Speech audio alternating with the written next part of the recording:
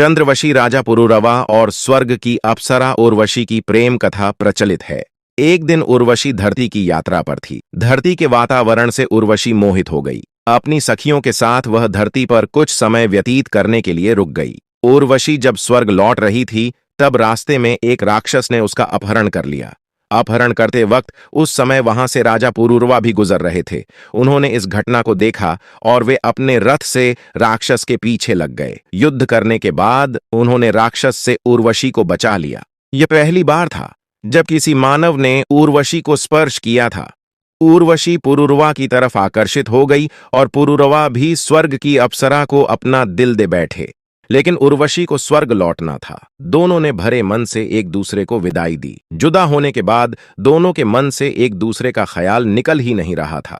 दोनों को अब जुदाई बर्दाश्त नहीं हो रही थी। पुरुरवा ने उर्वशी के समक्ष विवाह का प्रस्ताव रखा, लेकिन उर्वशी ने उनके सामने 3 शर्तें रख दीं।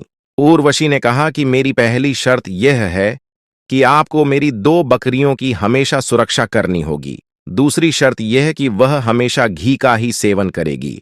तीसरी शर्त यह है कि केवल शारीरिक संबंध बनाते वक्त ही हम दोनों एक दूसरे को निर्वस्त्र देख सकते हैं।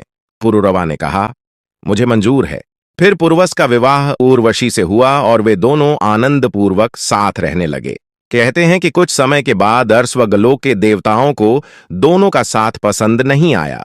उर्वशी के जाते ही स्वर्ग की रौनक चली गई थी, तो वे चाहते थे कि उर्वशी स्वर्ग लौट आए। तब उन्होंने दोनों को अलग करने की चाल सोची। योजना के तहत एक रात उर्वशी की बकरियों को गांधर्वों ने चुरा लिया। शर्त के मुताबिक बकरियों की सुरक्षा की जिम्मेदारी पुरुरवा की। फिर पुरवस का विवाह उर्वशी से हुआ और वे दोनों आनंदपूर्वक साथ रहने लगे। कहते हैं कि कुछ समय के बाद अर्श व गलोक के देवताओं को दोनों का साथ पसंद नहीं आया। उर्वशी के जाते ही स्वर्ग की रौनक चली गई थी, तो वे चाहते थे कि उर्वशी स्वर्ग लौट आए। तब उन्होंने दोनों को अलग करने की चाल सोची। योजना के तहत एक रात उर्वशी की बकरियों को गांधर्वों ने चुरा लिया।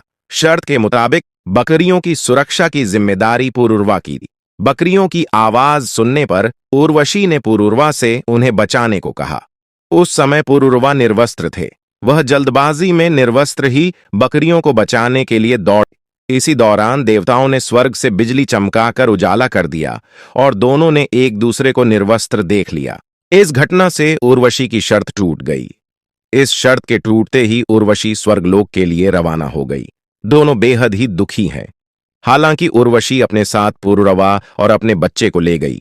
कहते हैं कि बाद में उसने अपने बच्चे को पुरुरवा को सौंपने के लिए कुरुक्षेत्र के निकट बुलाया। हालांकि बाद के काल में भी उर्वशी कई घटनाक्रम की वजह से धरती पर आईं और पुरुरवा से मिलती रही, जिसके चलते उनके और भी बहुत बच्चे हुए।